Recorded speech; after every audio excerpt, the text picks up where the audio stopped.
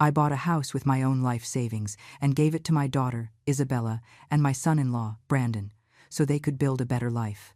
I worked for 30 years cleaning offices, taking care of the elderly, and washing other people's laundry. I saved every single dollar I could, sacrificing everything a mother can sacrifice. And when I finally managed to gather enough for the down payment on that house, I felt that my life had meaning. I thought I was securing my daughter's future. I thought I was being a good mother. But when I went back months later to visit her, I found Isabella crying on the living room floor, her hands swollen and covered in wounds, scrubbing the floor while Brandon screamed at her to hurry up. That day, I discovered that everything had been a trap. And that day, I also decided that no one else was going to trample on my dignity or my daughter's. The story began 6 months earlier, when I finally managed to save the $45,000 for the down payment. I had worked since I was 15 years old. I arrived in this country at 22, without papers, without the language, without anything but my hands and the will to get ahead. Isabella was born here. She had opportunities I never had. She studied hard, graduated from a state university, and landed a good job at a major insurance company. She met Brandon at a sales conference. He was handsome, confident, always dressed in expensive suits and talking about investments and business deals. I never liked him. There was something in his look that made me uncomfortable, something cold. But Isabella was in love, and I didn't want to be that mother who destroys her daughter's dreams. So I silenced my doubts and supported them when they decided to get married. After the wedding, they lived in a rented apartment for 2 years. Isabella worked long hours. Brandon did too, according to him. But I noticed strange things. When I visited them, it was always Isabella who paid for the food, who bought the furniture, who covered the expenses. Brandon always had excuses. That his money was tied up in investments, that he was waiting on a big deal to close, that soon everything would change. One day, Isabella came to my house crying. She told me they were months behind on rent, that Brandon had used their savings to invest in a business that never took off, and that they were about to lose the apartment. Seeing her like that broke my heart. That night, I didn't sleep. I stayed awake thinking about how hard I had worked, about everything I had put away for my old age, and I made a decision. The next day, I went to the bank. I withdrew everything, every single penny I had saved in 30 years, $45,000 in cash. I told Isabella that we should use that money to buy a house. She cried. She hugged me so tight I could barely breathe. She told me she couldn't accept it, that it was my money, my security, but I insisted. I told her that seeing her happy and secure was the only thing that mattered to me, that a mother doesn't measure her sacrifices, that everything I had was hers anyway. Brandon, when he found out, acted surprised and grateful. He gave me a hug that felt fake, but I accepted it because I wanted to believe he was genuinely happy. He promised me he would take good care of the house and of Isabella. He told me I would always have a place there, that he would never forget what I had done for them. We found a small but pretty house in a quiet suburban neighborhood. 2 bedrooms, 1 bathroom, a modest living room, and a kitchen that looked out onto the backyard. Nothing fancy, but it was perfect for starting out. We went through all the paperwork. I put down the entire down payment. The house was put in Isabella's name because she had established credit and could qualify for the mortgage loan more easily. I trusted them. We signed everything at the real estate office on a Tuesday afternoon. I remember Isabella couldn't stop smiling. Brandon was smiling too, but his eyes were scanning the papers with an intensity that made me uncomfortable for a second. I thought he was just excited. I didn't suspect anything else. They moved in 2 weeks later. I helped them pack, clean, and organize the furniture. I spent 3 full days painting the walls with Isabella. Brandon barely showed up. He said he had important business meetings. The day we finished setting everything up, I prepared a special dinner. I made the pot roast that Isabella had loved since she was a little girl, mashed potatoes and green beans. We ate, the 3 of us, at the new dining table Isabella had bought. We toasted with sparkling cider because I don't drink alcohol. That night, when I went back to my apartment, I cried tears of happiness. I felt that all my effort had been worth it.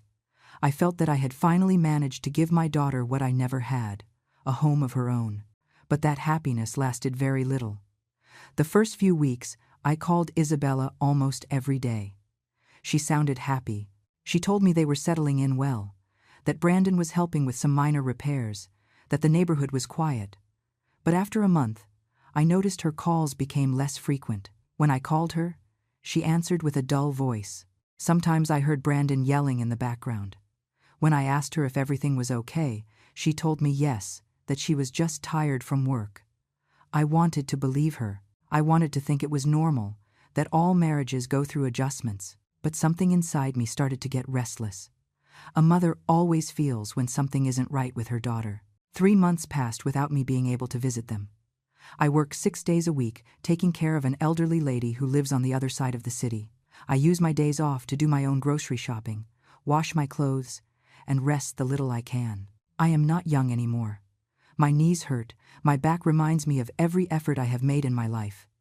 But I kept calling Isabella, and every call worried me more. Her voice sounded more and more distant.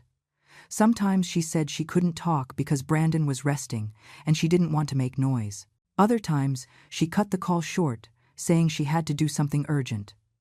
And when I asked her if I could visit, she always had excuses. That they were very busy, that the house was a mess, that it was better to wait a little longer. Finally, after 4 months, I decided to make a surprise visit. It was a Saturday morning. My boss had given me the weekend off because she had gone on a trip with her family. I took 2 buses to get to the neighborhood where Isabella lived. I carried with me a container of homemade lasagna that I had prepared the night before. I remembered it was her favorite comfort food. As I walked down the street toward her house, I felt a mix of excitement and nervousness. It had been so long since I had seen her, so long since I could hug her. When I arrived in front of the house, I stopped dead in my tracks. The first thing I noticed was that the exterior looked completely different. They had painted the facade a dark gray color that looked elegant but cold. The windows had new, expensive curtains. In the entryway, there were ornamental plants in ceramic pots that must have cost hundreds of dollars. The front lawn was perfectly manicured with decorative stones and recessed lighting in the ground. I stood there, confused. Where had the money come from for all that? I rang the doorbell. No one answered. I rang again. Nothing. Then I heard something that froze my blood. It was Brandon's voice yelling from inside. I couldn't distinguish the words, but the tone was violent, aggressive. Then I heard crying. Isabella's crying. My hand trembled when I rang the doorbell again, this time more insistently. Finally, I heard footsteps. The door opened just a crack, and there was my daughter. But she wasn't the Isabella I remembered. Her hair was dirty and pulled back in a messy ponytail. Her face was pale, gaunt. She had deep, dark circles under her eyes, and her eyes, those eyes that had always sparkled with life, were now red and swollen from so much crying. "Mom," Isabella whispered with a broken voice, "I didn't expect to see you today." She tried to smile, but it was a painful grimace that broke my soul. I tried to enter, but she blocked the door with her body. Behind her, I could see the interior of the house, and what I saw left me speechless. Everything was different, completely different. The floor we had left with simple tile was now luxurious hardwood. The furniture we had bought together was gone. In its place was a massive leather sofa, which must have cost thousands of dollars. A giant television hung on the wall. Modern designer lamps illuminated the living room. It looked like a house from a magazine. But my daughter looked like a ghost wandering through a space that no longer belonged to her. "Isabella, what happened to you?" I asked, trying to touch her face. She pulled away quickly. "Nothing, Mom. I'm fine. I'm just tired from work." But I saw her hands when she moved. Her palms were red and cracked. Her nails were broken. They were the hands of someone who has been scrubbing and cleaning without rest. "Who is it?" Brandon yelled from inside the house. His voice sounded authoritative, annoyed. Isabella tensed up immediately. "It's my mom," she responded with a trembling voice. There was a heavy silence. Then I heard Brandon's footsteps approaching. When he appeared behind Isabella, I almost didn't recognize him. He had gained weight. He was wearing expensive brand-name sportswear, sneakers that must have cost $300. He wore a gold watch on his wrist that shined ostentatiously. He looked me up and down with contempt. Ah, the mother-in-law, he said with a tone that tried to sound friendly but dripped with annoyance. What a surprise. You should have let us know you were coming. I would have told Isabella to fix herself up a bit. He looked at my daughter with disdain. She's a mess. Isabella lowered her head, as if she felt ashamed. I felt the rage starting to climb up my chest, but I held back. Something told me I needed to observe more before acting. Brandon finally let me in. He did it reluctantly, like someone allowing an inferior person to cross the threshold of his palace. I walked in, and my eyes scanned every corner. The transformation was obscene. In the kitchen, there were new stainless steel appliances, an Italian espresso machine that cost over $500, crystal glasses in an illuminated display cabinet. The dining room had a solid wood table with 6 chairs upholstered in velvet. Everything screamed money. Lots of money. More money than Isabella and Brandon could have earned in those few months. I sat on the leather sofa because Brandon indicated for me to do so with a condescending gesture.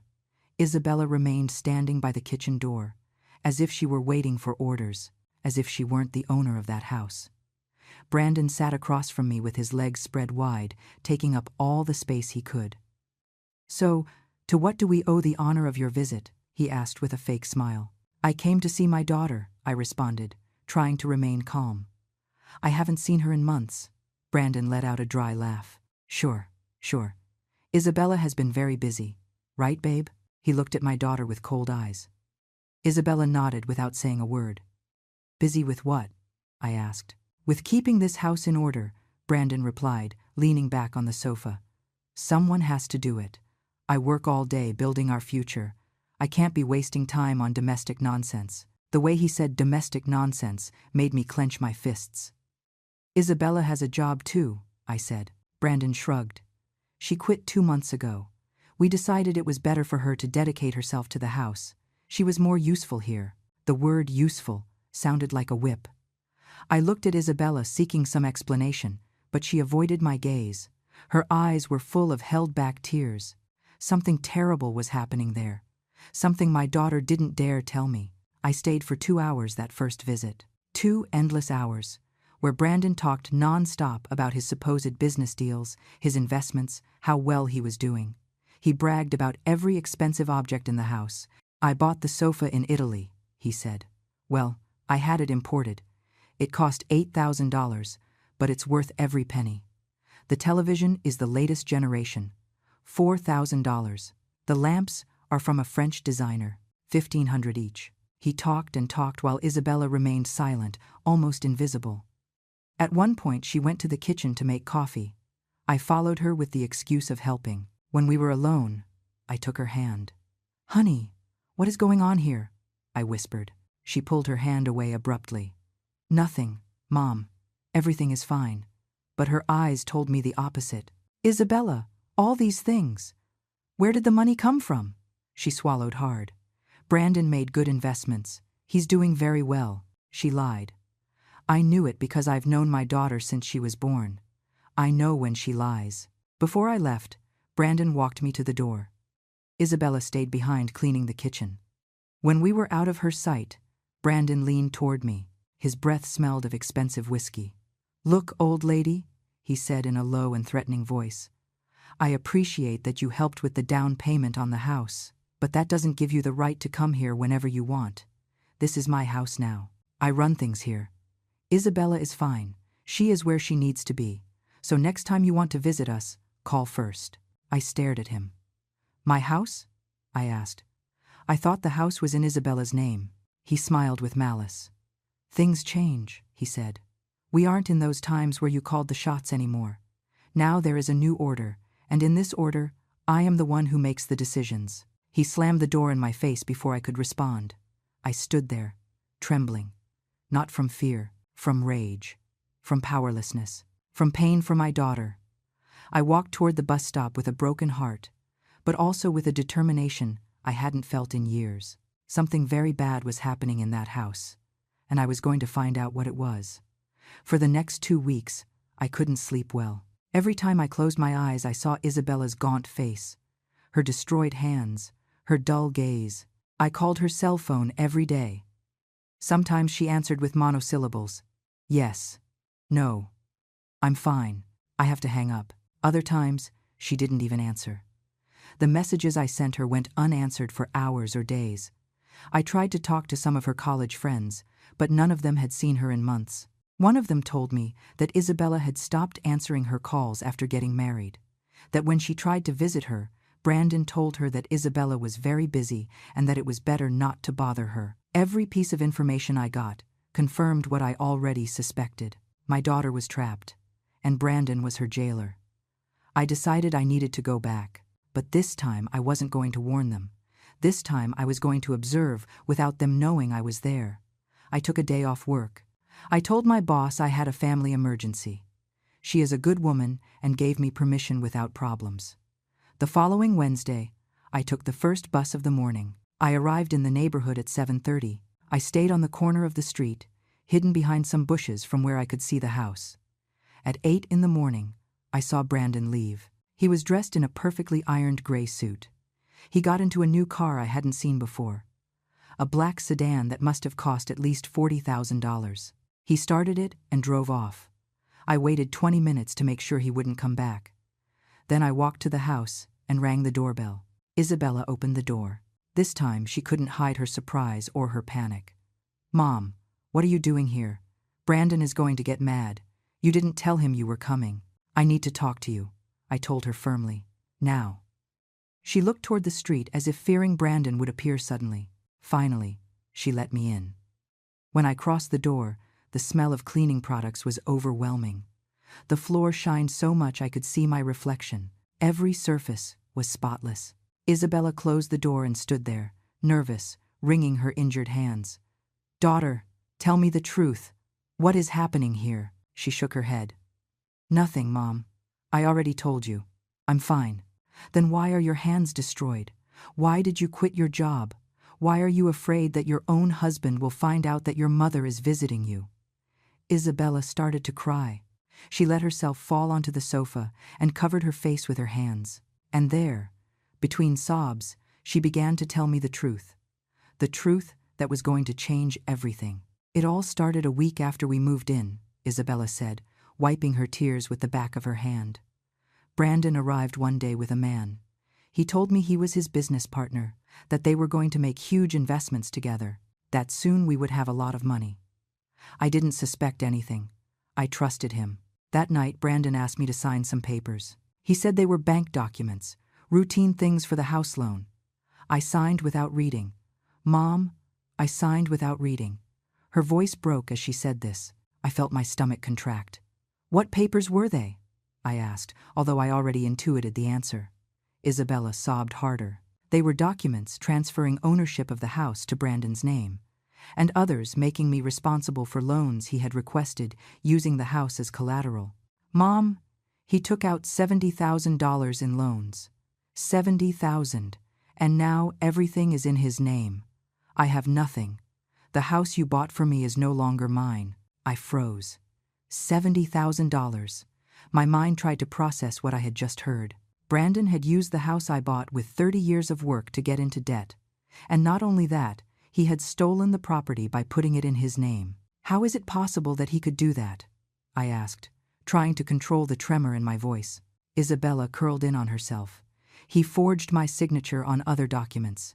He has a corrupt notary friend who legalized everything. When I realized it, it was already too late. I went to the bank and they told me the house was registered in Brandon's name as of 3 months ago, that the loans were legal because he is the owner. I tried to talk to a lawyer, but Brandon found out. He took away my phone. He took away my credit cards. He took away all access to money. Now I can't even leave this house without his permission." "And your job?" I asked. "Why did you quit?" Isabella shook her head. "I didn't quit, Mom. He forced me to leave the job.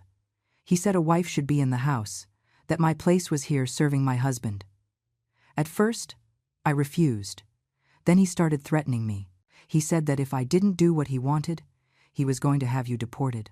He said he had contacts in immigration, that he could invent a story that you were illegal even if you aren't, that they were going to put you in a detention center and then send you back to our country. I couldn't risk it, Mom. I couldn't let him hurt you. So I quit. And since then, I've been here. Trapped. Tears ran down my face. My daughter had sacrificed everything to protect me. She had allowed that monster to turn her into his slave for fear that he would hurt me. The weight of that guilt was unbearable. But the money from the loans, where is it? What did he use it for? Isabella pointed around the house. On all this. The furniture, the television, the new car, the expensive clothes. Brandon is obsessed with appearances. He wants people to think he is rich, that he is successful. He spends thousands of dollars on things we don't need just to show off. He goes to expensive restaurants with his friends. He buys bottles of whiskey for $500. He bets on card games, and meanwhile, I have to clean this house from top to bottom every day. If he finds a speck of dust, he yells at me for hours. If the food isn't exactly how he wants it, he throws the plate at me. He has hit me 3 times, Mom. 3 times. And I can't do anything, because I have nowhere to go. I don't have money. I don't have a phone. I have nothing. Isabella stood up and rolled up the sleeve of her blouse. On her arm, there were bruises. Some fresh, others already yellowing, in different stages of healing. I felt something break inside me. I stood up and hugged my daughter with all the strength I had. She clung to me and cried like she hadn't cried since she was a child. "Forgive me, Mom," she said between sobs. "I ruined everything. I wasted your sacrifice." "No," I whispered with a firm voice. "You didn't ruin anything. He is a thief and an abuser. But I swear to you by everything that matters to me that we are going to fix this. We are going to get that house back. We are going to get him out of your life, and you are going to be free again." Isabella shook her head hopelessly. "There is no way, Mom. He has all the power. He has the house in his name. He has legal documents. He has contacts. We are nobodies." I grabbed her face and forced her to look me in the eyes. "Listen to me closely. I came to this country with nothing. I survived 30 years doing whatever was necessary. I raised a daughter all by myself. I saved $45,000 cleaning toilets. I am not going to let a parasite like Brandon get away with this. Daughter, I am no longer the same woman who let herself be trampled on. I don't swallow my pride anymore. I don't lower my head anymore. And he is going to learn that the hard way." I stayed with Isabella until noon. We talked about everything that had happened in those months. She told me details that made the level of abuse increasingly clear. Brandon woke her up at 5 in the morning to make him breakfast. If the coffee wasn't perfect, he threw it on the floor and forced her to clean it immediately. During the day, while he was out, she had to clean the whole house, wash clothes, iron his shirts, prepare the food. If something wasn't ready when he arrived at 6 in the evening, there were consequences. Screaming, insults, sometimes blows. Isabella showed me once where Brandon had shoved her against the wall because dinner was lukewarm. She had hit her back and had to endure the pain in silence because he forbid her from going to the doctor. "You can't go out," he had told her. "Nothing happened here. You fell by yourself because you're clumsy." She also told me about the humiliations. Brandon invited friends to the house and made Isabella serve them as if she were a maid. "Bring us beer, make snacks, clean this," and all in front of the guests who laughed at the orders he gave her. Once, one of his friends told Brandon he had his woman well trained. Brandon had replied that a wife must know her place, and Isabella had to endure those words with her head down and tears held back. She told me she barely ate anymore because Brandon controlled all the food. He served himself large portions and left her barely the leftovers. "If you want to eat more, work more," he told her. I looked at my daughter and saw a ghost. Her clothes were too big for her. She had lost at least 20 pounds. Her skin looked grayish. She had a cough that wouldn't go away. But Brandon didn't allow her to buy medicine. He said that was throwing money away. Before leaving, I made Isabella promise me she would hold on a little longer, that she wouldn't do anything drastic, that I was going to find a way to get her out of there, but I needed time to plan things well. She looked at me with eyes full of fear. "Mom, if Brandon finds out you talked to me, that you know all this, he's going to get furious. He can hurt both of us." "I know," I replied. "That's why he isn't going to find out. You are going to keep pretending everything is fine. You are going to keep obeying his orders, and I am going to start moving. But I need you to trust me. I need you to hang on just a little bit more, Isabella nodded. We hugged again. When I left the house, I looked toward the neighbors' windows. I wondered if any of them knew what was happening inside there, if they had heard the screams, if they had seen Isabella crying, or if everyone simply pretended not to see anything because that is easier. That way, they don't have to face the uncomfortable reality that abuse happens everywhere, even in nice neighborhoods with freshly painted houses. I walked down the street with a plan forming in my mind. I needed help. I needed proof. I needed allies. And above all, I needed to understand exactly what documents Brandon had signed and how I could reverse the fraud. I passed several houses until I saw a woman of about 60 watering her plants in the front yard. I approached carefully. "Excuse me," I said. She looked up. She was a woman with short gray hair, glasses, and a kind expression. "Yes. How can I help you?" she asked. "I am Isabella's mother, the one who lives 3 houses down." The woman changed her expression immediately. "Oh, that poor girl. My name is Margaret. Please, come in. We have to talk." And just like that, in the garden of a complete stranger, the second part of my plan began. The part where I stopped being the scared mother and became the woman who was going to destroy Brandon piece by piece. Margaret took me to her living room and poured me a hot tea. "Sit down, please," she told me with genuine concern in her voice. I knew something bad was happening in that house. I've been living here for 8 months, and I've seen things that have kept me up at night. I sat on her sofa, and for the first time in weeks, I felt I wasn't alone. "Tell me everything you have seen," I asked. Margaret sighed deeply. "It started about 4 months ago. I would hear screams at night. A man's voice insulting, horrible words, useless, stupid, trash. And then I would hear crying. At first I thought it was a normal couple's argument, but then I started seeing Isabella in the backyard.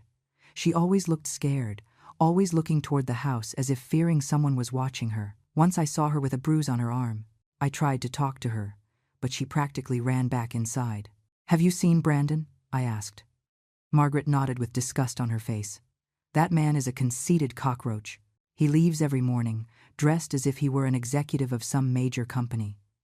But I know the truth. My son works at the neighborhood bank. He told me Brandon applied for several loans using that house as collateral, large loans, and he has spent all the money on nonsense. My son says the payments are overdue, that the bank is already considering starting foreclosure proceedings if he doesn't pay soon." I felt a dagger in my chest. "So the house is in danger of being foreclosed on?" Margaret nodded. "If Brandon doesn't pay what he owes in the next 3 months, the bank is going to take the property, and your daughter is going to be left on the street, with nothing. I need proof of everything that is happening," I told her with determination. "I need to record his screams, photograph my daughter's bruises, get documents that prove the fraud." Margaret looked at me with respect. "You are a brave woman. I am going to help you. I have a security camera in my yard that points toward the street and manages to capture part of their yard. I have already recorded some things. Screams.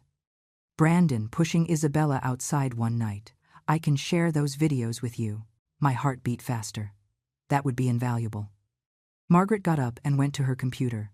She showed me several videos. In one, you could see Brandon arriving late at night, stumbling drunk. In another, his screams were clearly audible, insulting Isabella. There was one especially disturbing video where you could see Isabella sitting on the back porch crying, with her head in her hands, while Brandon yelled from inside that she should go back to clean the bathroom because it wasn't perfect. "Do you know a lawyer?" I asked. "I need legal advice to recover that house and protect my daughter." Margaret thought for a moment. "My nephew is a lawyer. He specializes in fraud and domestic violence cases. He is good at what he does and has a good heart. I can call him if you want." "Please," I responded.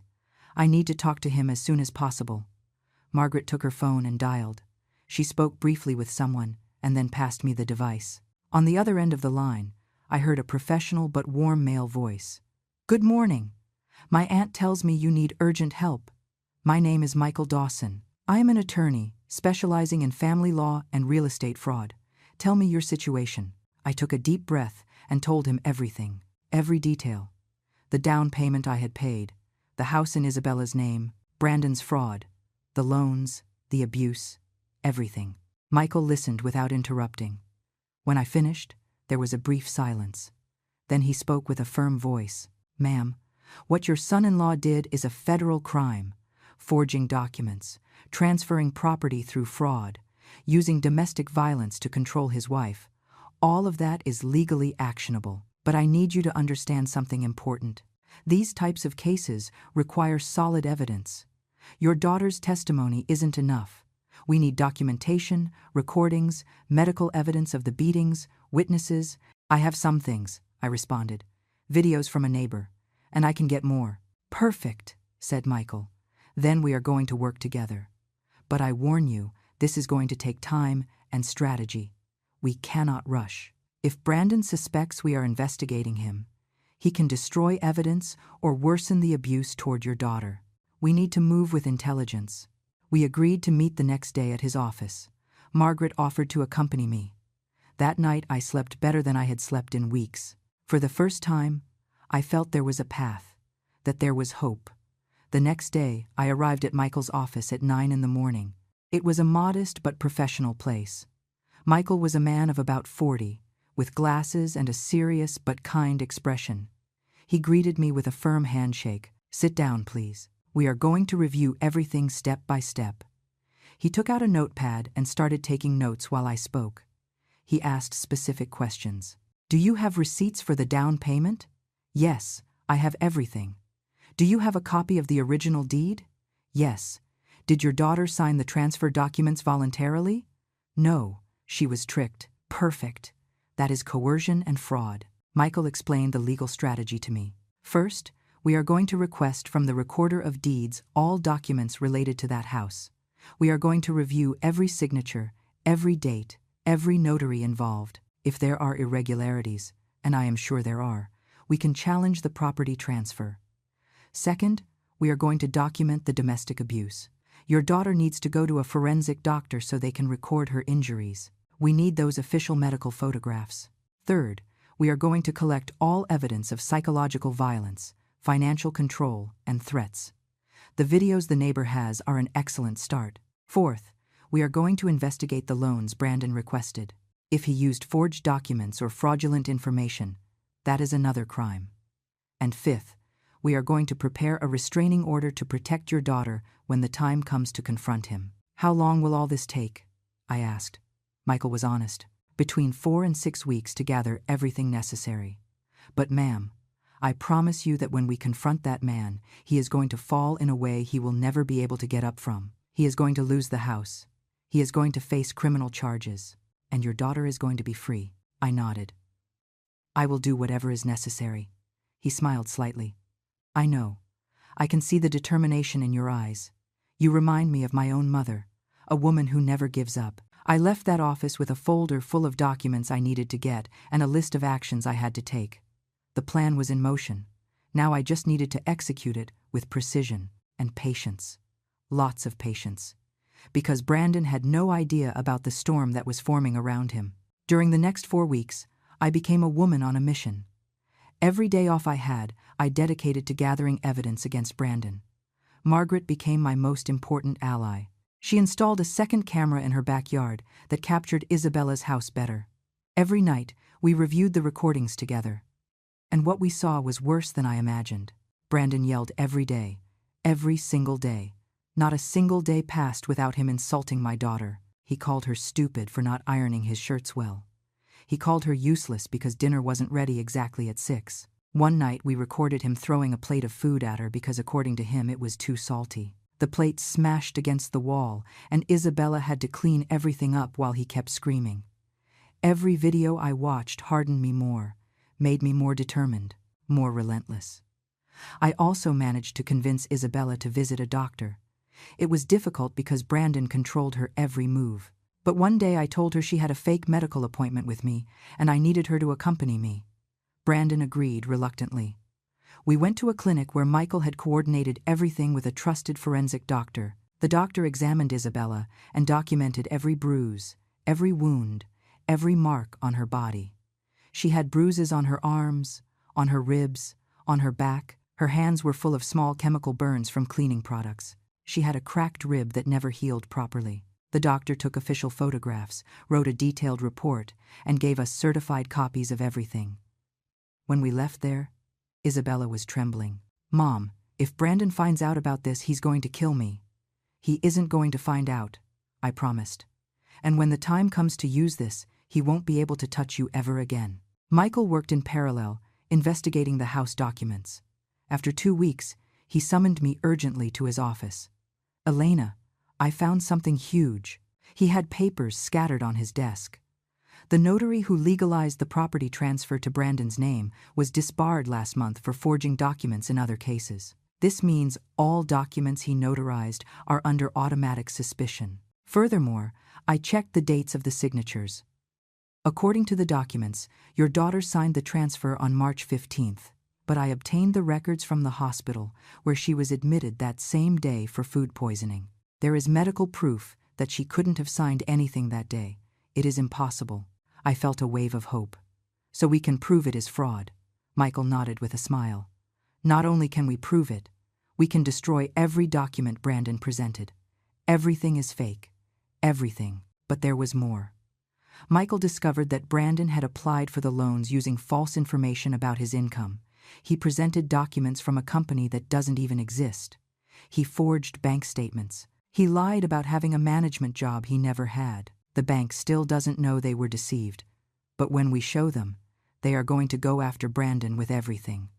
Plus, I found something else. Brandon has gambling debts of over $30,000 with dangerous people, illegal loan sharks. That explains why he took out so much money in loans. It wasn't just to buy expensive things. He needed to pay those loan sharks or face grave consequences. My blood boiled. So he used my daughter's house as collateral to pay his gambling debts. "Exactly," confirmed Michael. "This man is a financial disaster waiting to explode, and your daughter is trapped in the middle of it all." Meanwhile, I kept visiting Isabella whenever I could. Always when Brandon wasn't there. Little by little, she started to recover some hope. At first, she didn't believe we could beat him. "He has all the power, Mom," she said. "He has the house in his name. He has documents. He has contacts." But I showed her every piece of evidence we were accumulating.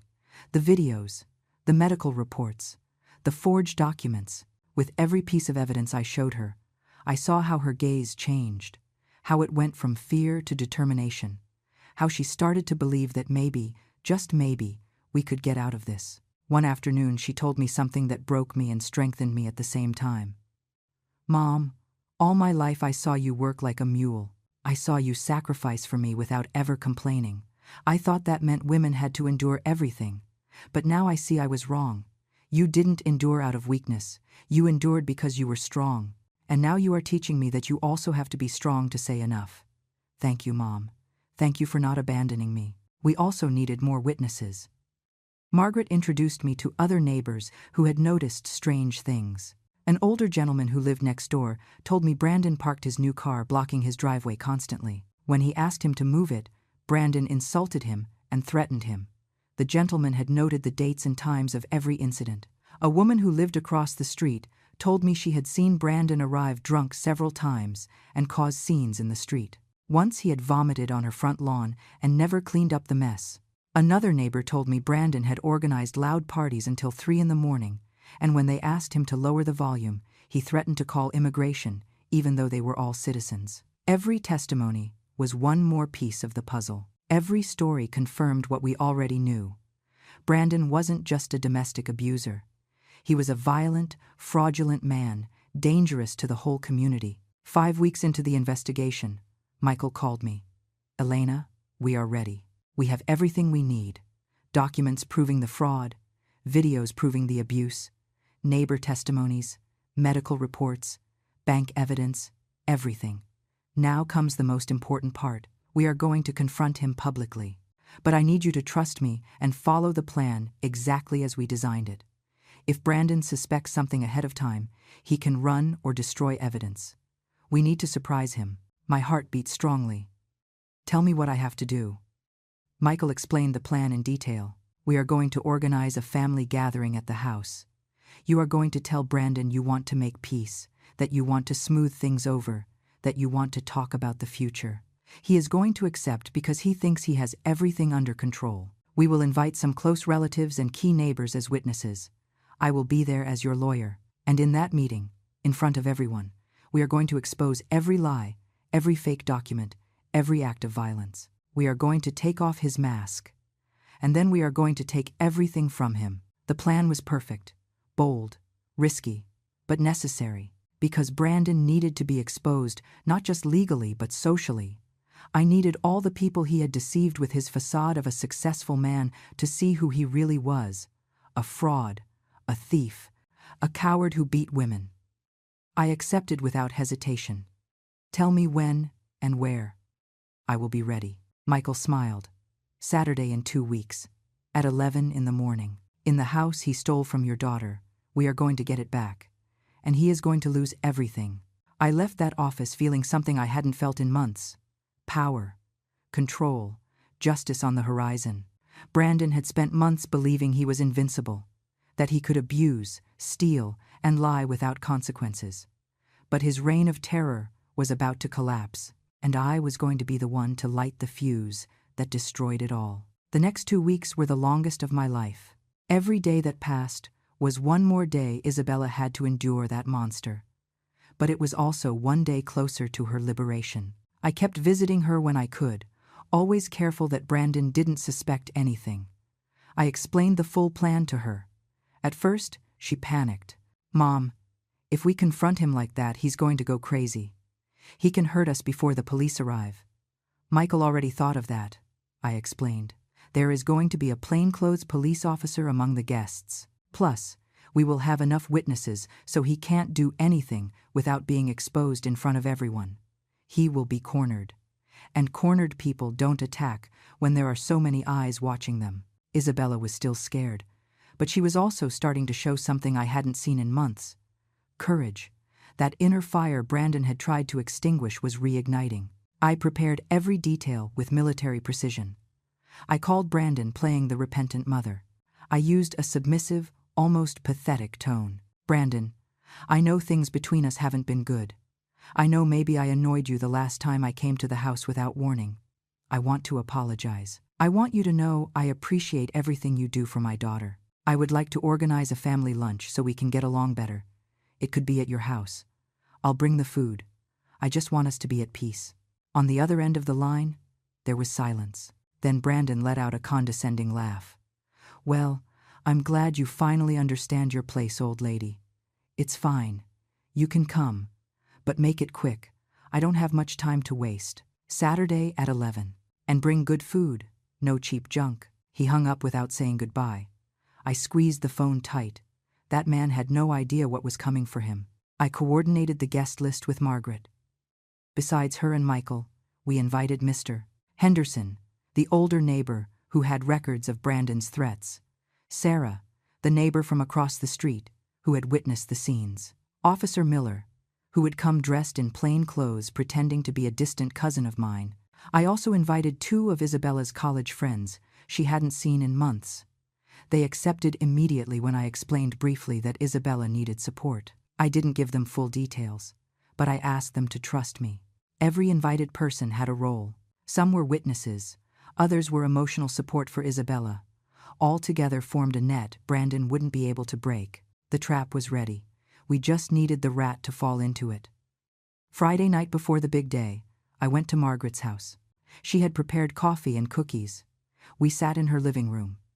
"Elena, tomorrow is going to be a difficult day," she told me seriously. "Brandon is going to react badly. He is going to deny everything. He is going to attack. He is going to try to manipulate the situation. You need to be prepared to stand firm no matter what he says." "I know," I responded. "I have thought of every possible reaction. I have mentally rehearsed every answer.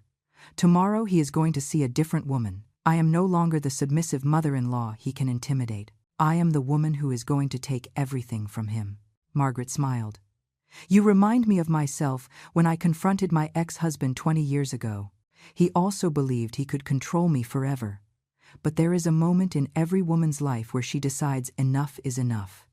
That moment is when we become unstoppable. And you, Elena, have already crossed that point. There is no turning back. That night I barely slept. Not from fear, but from anticipation. From the need for the moment of truth to arrive. At 6 in the morning, I was already awake. I showered. I dressed in simple but dignified clothes, black pants, and a white blouse. Nothing flashy. I wanted to look like the humble mother Brandon expected to see. I prepared all the food I had promised. Rice, beans, chicken with mole sauce, handmade tortillas, hibiscus tea, traditional food I had cooked all my life. But this time, every movement while cooking I did, thinking about what was coming. Every chop of the onion was an act of preparation. Every stir of the mole was a mental rehearsal of what I was going to say. At 9:30, I left my apartment with 3 large bags of food. I took the bus toward Isabella's neighborhood. My heart beat strongly but steadily. Firm. Decided. I arrived at the house at 10:40. Brandon opened the door with a fake smile. "Ah, you're early. How efficient. Come in. Come in." I entered carrying the bags. Isabella was in the kitchen. When our eyes met, I saw in her eyes a mix of terror and hope. I gave her a look that said everything. "Today it ends. Today you are free." Brandon followed me to the kitchen. "The food smells good. I hope you brought enough. Some more people are coming. You don't mind, do you?" He frowned. "Who is it? You only mentioned a small family lunch." "Yes," I responded calmly. "Some neighbors and friends of Isabella who haven't seen her in a while. I thought it would be good for you to socialize with the community." Brandon tensed up. "You didn't warn me about that. I don't like surprises, old lady." "Relax, Brandon," I said, keeping a soft tone. "It's just people who want to get to know you better. You are part of this family now. It's good that you integrate." He looked at me suspiciously, but his ego won out.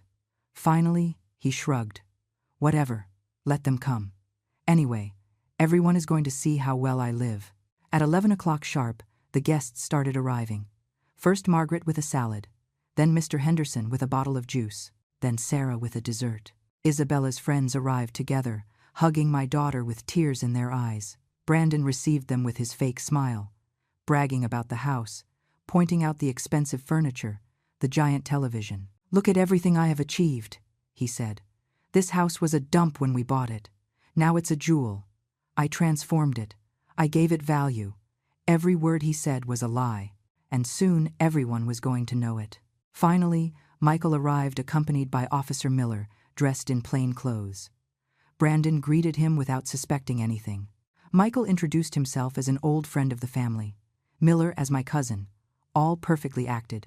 We all sat around the dining table, 13 people in total. Brandon at the head, bragging, talking about his supposed business deals. Isabella next to him, quiet, hands trembling.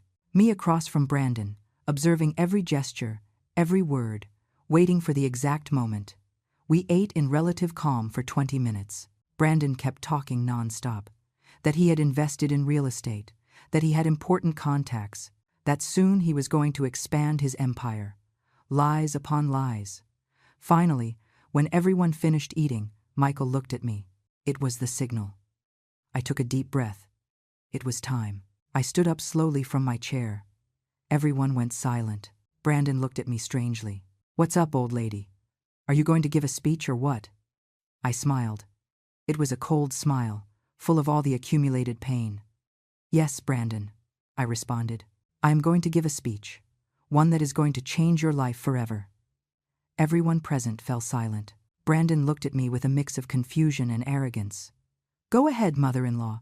Surprise us with your wisdom." Some of the guests let out uncomfortable chuckles. I remained calm. I stood there, hands resting on the table, looking him directly in the eyes.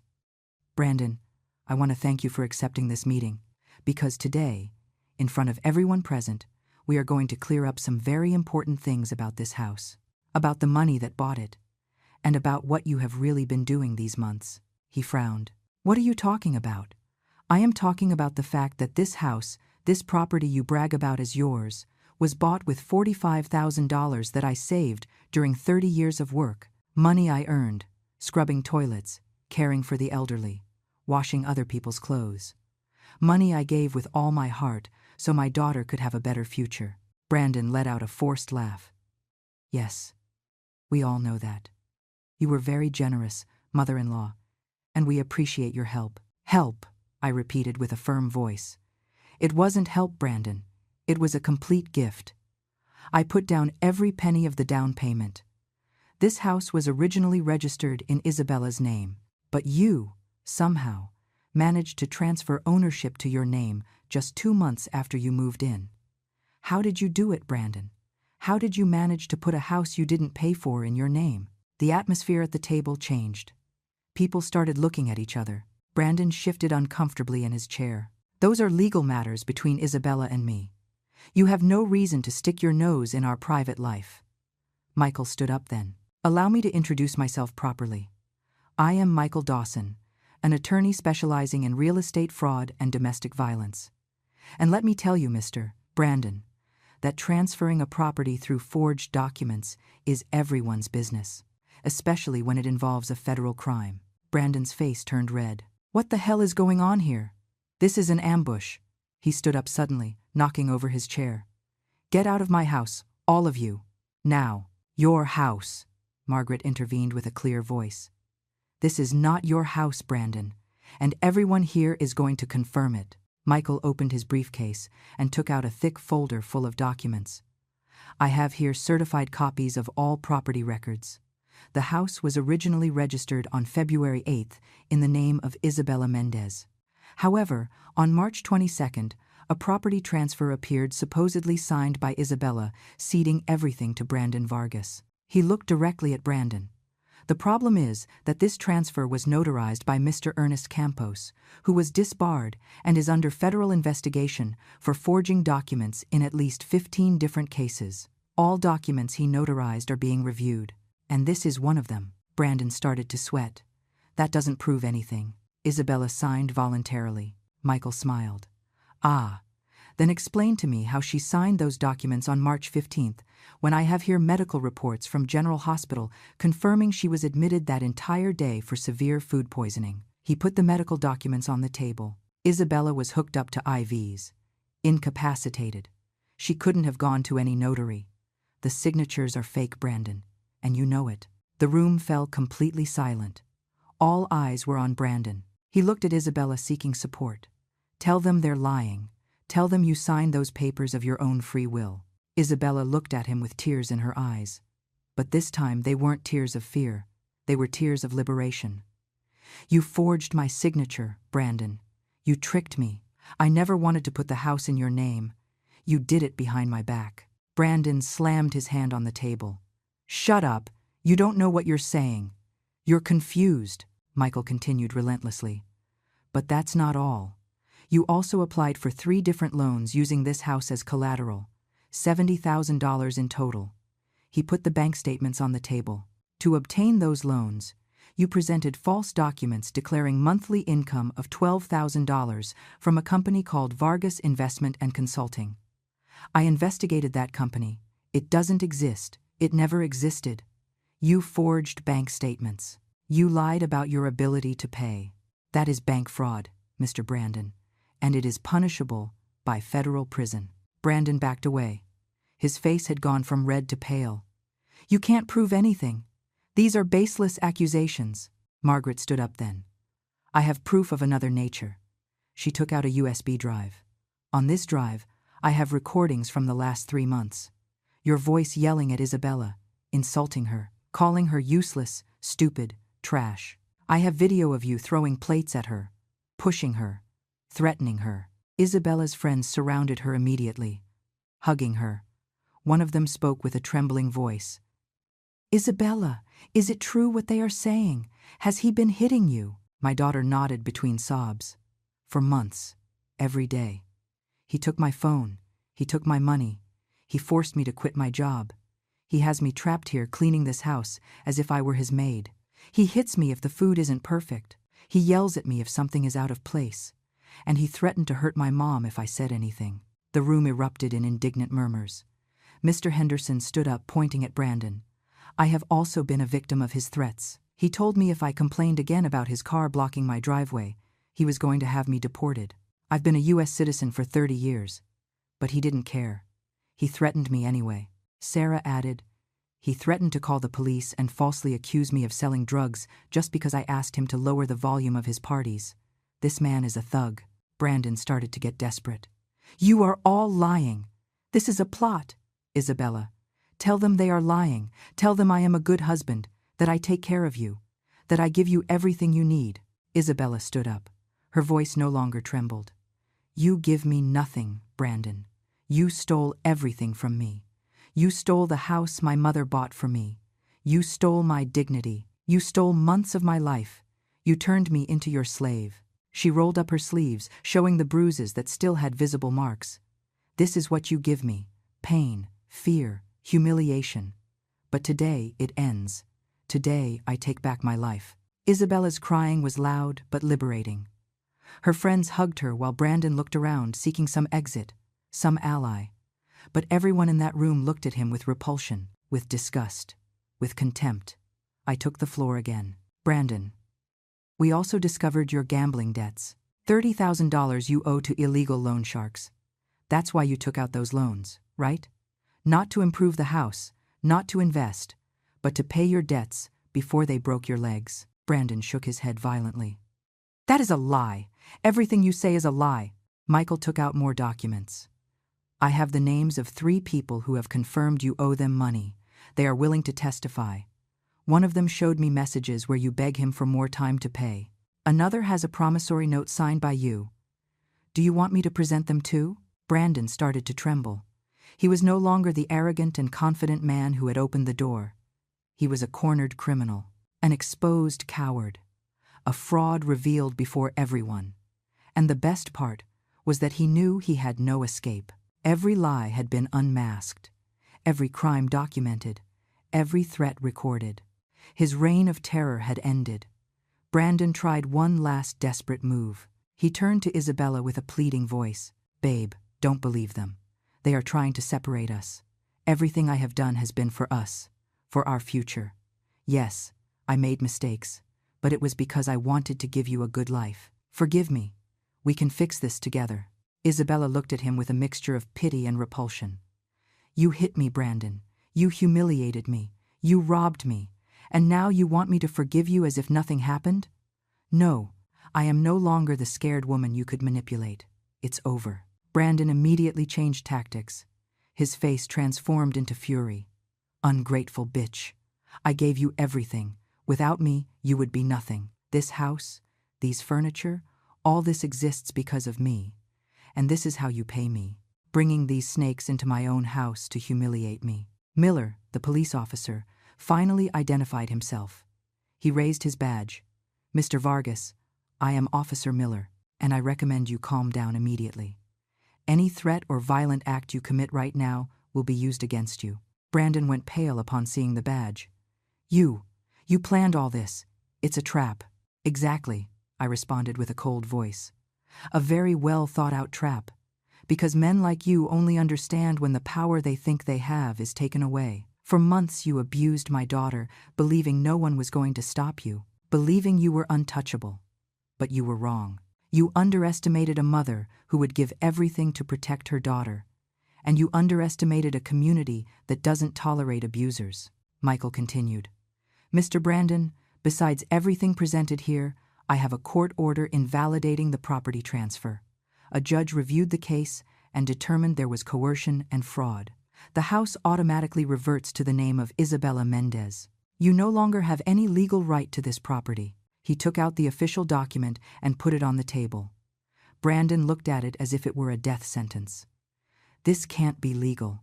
I'm going to appeal. I'm going to hire lawyers. I'm going to fight this. You can try, said Michael calmly. But I warn you that when the bank finds out you obtained $70,000 through fraud, they are going to file criminal charges. When the illegal loan sharks know you are being investigated, they are going to come to collect in less civilized ways. And when the judicial system processes all the evidence of domestic violence, document forgery, and bank fraud, you will face between 5 and 15 years in federal prison. So go ahead, hire lawyers, spend the money you don't have. You will only dig the hole deeper. Brandon looked around seeking support, but only found looks of disgust. Mr. Henderson spoke with a firm voice. Everyone in this neighborhood is going to testify against you. We are tired of your threats, your scenes, your lack of respect." Sarah added, "I am going to file a formal lawsuit for the threats you made against me. I already spoke to my lawyer." Margaret closed the circle. "And I am going to hand over all the recordings to the police and the district attorney. Your face is going to be on all the news as the fraud and abuser that you are." Brandon slumped in his chair. His world was collapsing before his eyes. But I wasn't finished yet. I approached him, leaned down to be at his level, and spoke in a low voice but full of power. "You underestimated me, Brandon. You thought that because I am an older woman, because I clean houses for a living, because I speak with an accent, I had no power. You thought you could abuse my daughter without consequences. But let me tell you something. I survived things you can't even imagine. I crossed borders. I worked 18 hours a day. I raised a daughter alone. I saved every damn penny for 30 years. And if you think I am going to allow a parasite like you to destroy all that, you are very wrong." I straightened up and spoke so everyone could hear. "Starting this moment, Brandon, you are going to pack your things and get out of this house. You have 2 hours. Whatever you don't take, we are going to donate or throw away. I don't want to see you near my daughter ever again." Brandon tried to resist. "I can't leave. I have rights. This is my house too." Miller stepped forward. "Sir, technically you are trespassing on a property that is no longer yours. If you do not leave voluntarily, I will have to arrest you for trespassing. Choose." Brandon looked at Isabella one last time. His face showed rage, humiliation, and some fear. Isabella held his gaze without blinking. "Get out, Brandon, and never come back." He got up abruptly, knocked some objects off the table in a last act of childish rage, and stomped up the stairs. We heard him opening and closing drawers violently, throwing things, cursing under his breath. Margaret and Sarah stayed close to Isabella, holding her, giving her strength. Michael and Miller watched the stairs, ready to intervene if Brandon tried anything violent. Mr. Henderson and I gathered the documents from the table, organizing them carefully. Every paper was proof. Every fake signature was one more nail in Brandon's legal coffin. 30 minutes later, Brandon came down the stairs, dragging 2 suitcases. His face was composed. Nothing remained of the arrogant man who had opened the door 2 hours earlier. He was just a defeated criminal. He stopped at the door and looked at us all. "You are going to regret this. All of you. I'm going to come back and I'm going to make you pay." Miller stepped forward. "That was a direct threat, Mr. Vargas. It was recorded in front of multiple witnesses. I suggest you leave before I decide to arrest you right now." Brandon left, slamming the door. We watched him get into his car and speed away. When the sound of the engine faded, the house fell silent. A different silence. A silence of peace, of liberation. Isabella let herself fall onto the sofa, and for the first time in months, she cried without fear. She cried, releasing all the accumulated pain. Her friends hugged her. Margaret brought her a glass of water. I sat next to her and stroked her hair, like when she was a little girl. Michael began to explain the next legal steps. "We are going to file a permanent restraining order against Brandon. He won't be able to get within 100 yards of this house or Isabella. We are also going to notify the bank about the fraud. They are going to cancel the illegally obtained loans. Isabella won't be responsible for those debts. And we are going to work with the prosecutor's office so Brandon faces criminal charges. With all the evidence we have, prison is almost certain." Mr. Henderson asked, "And if he tries to come back? If he tries to hurt Isabella?" Miller responded, "That's why I am going to do regular patrols through this neighborhood for the next few weeks. And Isabella has my direct number. At the first sign that Brandon is approaching, I will be here in minutes." Margaret offered, "I am going to keep the security cameras active. If he shows up around here, it will be recorded immediately. Isabella isn't alone. All of us are going to protect her." Sarah stood up. "I am going to organize a neighborhood watch chain. We are all going to be on the lookout. If we see Brandon's car or any suspicious activity, we will alert each other immediately. This neighborhood looks after its own, and Isabella is one of us." Isabella's friends also promised to visit her regularly.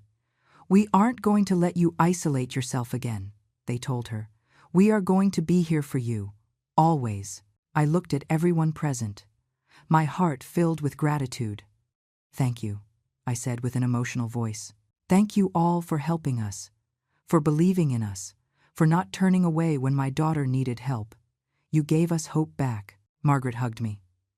Women take care of each other, Elena. That's how it should be. Michael put away his documents. I will be in constant contact. Anything you need, don't hesitate to call me. This case sets a precedent. We are going to make sure Brandon pays for everything he did, and we are going to recover every penny he stole. That night, after everyone left, Isabella and I stayed alone in the house. It was the first time in months she was there without fear, without tension, without having to walk on tiptoes so as not to bother her executioner. We sat on the sofa. She rested her head on my shoulder. Thank you, Mom, she whispered, for not abandoning me, for fighting for me, for teaching me that I deserve better. I hugged her tight. Daughter, you have always deserved the best, and now you are going to have it. We are going to get your life back. You are going to go back to work. You are going to smile again. You are going to be you again. And never, never again are you going to allow someone to treat you like that. She nodded. Never again, Mom. I promise. We stayed like that, hugging, until night fell completely. It was the end of a nightmare, but it was also the beginning of a new life. A life where my daughter was free, where justice had prevailed, where the abuser had fallen. The following days were of reconstruction. Isabella and I spent the weekend cleaning the house of all of Brandon's presents. We took out the clothes he had left and donated them. We took down the photos where he appeared and threw them in the trash. We moved the furniture so the layout would be different. We wanted the house to feel like a fresh start, like a space that finally belonged to Isabella without the shadows of her abuser. Margaret came to help us. She brought new plants for the garden, brightly colored flowers that gave life to the place. Sarah arrived with new curtains. Something more cheerful, she said. So more light comes in. Little by little the house transformed. It was no longer the cold and ostentatious palace Brandon had created. It was a warm home, a refuge, a place where my daughter could breathe without fear. The following Monday, Michael summoned us to his office with news. The bank reviewed all the documents and confirmed the fraud. They have officially canceled the 3 loans Brandon obtained illegally. Isabella has no responsibility for those debts. Furthermore, they are pressing criminal charges against Brandon for bank fraud. Isabella sighed with relief. So the house is safe. Completely, confirmed Michael. The property is registered in your name without any associated debt. It is yours, free and clear. I also have good news about the restraining order. It was approved by the judge. Brandon cannot get within 100 yards of you, your house, your work, or any place where you are. If he does, he will be arrested immediately. And there is more. The district attorney's office decided to take the case. They are going to prosecute Brandon for domestic violence, document forgery, bank fraud, and coercion. With all the evidence we presented, the prosecutor is confident in getting a sentence of at least 8 years in prison. 8 years, I repeated. He deserves it. He deserves every day of those 8 years and more. Michael nodded. They will probably get more time when they present the debts with the illegal loan sharks. That opens another line of investigation into money laundering and criminal activities. Brandon dug his own grave. And the best thing is that several of his supposed friends, the ones who came to the parties and laughed while he humiliated Isabella, are cooperating with the authorities to avoid being prosecuted as accomplices. Brandon not only lost his freedom, he lost all respect, his entire network of contacts, his entire facade of a successful man. Now everyone knows who he really is, a fraud, a criminal, a coward. I stood up and shook Michael's hand. Thank you for everything you have done for us. I don't know how we are going to pay you. Michael smiled. Seeing justice served is payment enough for me. Besides, my Aunt Margaret wouldn't let me charge you a penny. She says you are family now. The following weeks brought more positive changes. Isabella started looking for work again. She updated her resume with the help of her friends. Despite the time she was out of the job market, her experience and education were still valuable. After 3 interviews, she got a position at a financial consulting firm. The salary was good, better than her previous job. Her boss was a woman who valued talent and effort. The first day of work, Isabella arrived home with shining eyes. "Mom, I forgot what it felt like to be treated with respect, to be valued for what I know how to do. Today my boss congratulated me on an analysis I did. She told me I did an excellent job, and I almost cried because it had been so long since anyone said something positive to me." I hugged her. "Daughter, that is just the beginning. You are going to remember who you were before Brandon, and you are going to be even better." We also recovered her social life. Her college friends integrated her back into their group. They went out to dinner, went to the movies, met for coffee and conversation. Isabella started laughing again, that genuine laugh I hadn't heard since before she got married. One day she told me, "Mom, I realized I lost so much time, years of my life, trying to please a man who was never going to be satisfied, who was never going to value me. But I'm not going to live like that anymore. I am going to live for me. I am going to be happy for myself. I don't need anyone to complete me. I am already complete." Her words filled me with pride. My daughter had been reborn from the ashes, stronger, wiser, more aware of her own worth. Brandon had tried to destroy her, but he only managed to forge her in steel. As for Brandon, the news that arrived was satisfying. He was formally arrested 2 weeks after the confrontation. Margaret called me excited. "Elena, they just took Brandon out of his apartment in handcuffs. There were TV cameras. He's going to be on the evening news." Indeed, that night we saw a report on the news about a real estate fraud and domestic violence case. They showed Brandon's photo being led away by police. The reporter explained he had been accused of multiple crimes, that he faced years in prison, that several victims had presented testimony against him. His face was everywhere, on the internet, in the local papers. All his business contacts, his acquaintances, the people he had fooled with his image of a successful man, now knew the truth. His reputation was destroyed, his future cancelled, his freedom lost. And I didn't feel pity. I felt justice. The trial was fast. With all the evidence presented, Brandon's defense had no arguments. He tried to claim it was all a misunderstanding, that Isabella had signed the documents voluntarily, but the medical reports proved otherwise. He tried to say there was never violence, but the videos, the photographs, the testimonies of multiple witnesses destroyed that lie. He tried to justify the fraudulent loans, saying he intended to pay them, but the bank records showed he spent everything on personal luxuries and gambling debts. The judge listened to everything with a serious expression. When the time came for the verdict, he spoke with a clear and firm voice. "Brandon Vargas, you have been found guilty of bank fraud, document forgery, aggravated domestic violence, and coercion. These are grave offenses that demonstrate a pattern of abusive, manipulative, and criminal behavior. Taking into account the severity of your crimes and the lack of remorse shown, I sentence you to 12 years in prison without the possibility of parole before serving 8 years. Isabella and I were in the courtroom when the sentence was read. She squeezed my hand tightly. When Brandon was led out of the room in handcuffs, he looked at us with hatred. But we were no longer afraid of him. His gaze no longer had power over us. He was just a defeated man, facing the consequences of his own actions. We left the courthouse, and the sun was shining brightly. Isabella took a deep breath. "It's over, Mom. It's really over," I nodded. "Yes, honey, it's over." And now the good part begins. Margaret, Michael, Sarah, Mr. Henderson, and Isabella's friends were waiting for us outside. They hugged us. They congratulated us. We all went to eat to celebrate. We weren't celebrating revenge. We were celebrating justice. We were celebrating freedom. We were celebrating that good can win when good people unite and fight. Months later, life had found a new rhythm. Isabella was thriving in her job. She had received 2 promotions. Her boss considered her one of the most valuable employees. Isabella also started therapy to process all the trauma lived. Little by little, she healed the emotional wounds. I kept working, but now with more tranquility, knowing my daughter was okay, that she was safe, that she was happy. The house became a place for gatherings. Margaret and I became close friends. We drank coffee together every Sunday. Isabella's friends came over frequently.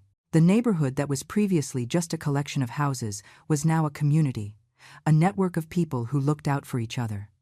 One Saturday afternoon, Isabella and I were in the garden planting roses. She looked at me and smiled. "Mom, I want you to know something. You saved my life, but more than that, you taught me that it is never too late to defend oneself, that we must never accept abuse as something normal, that we deserve respect, dignity, and love. Thank you for being the strongest woman I know, for teaching me to be strong too." I hugged her with tears in my eyes. "Daughter, you were always strong. You just needed to remember it. And now, look at everything you have achieved. You have your house, your job, your freedom, your happiness. This is what I always wanted for you." We stayed there, hugging in the garden that was now blooming with life. I thought about the whole journey, about the 30 years of work, about the $45,000 saved, about the pain of seeing my daughter suffer, about the rage of discovering the abuse, about the determination to fight, about the victory of seeing justice served, and I knew it had all been worth it. Because in the end, we didn't just recover a house, we recovered our dignity, our strength, our life. And no one, absolutely no one, would ever take it from us again. This was our victory. This was our story. And it ended not with revenge, but with something much more powerful. It ended with freedom, with justice, and with the certainty that when women unite and fight, they can overcome any darkness.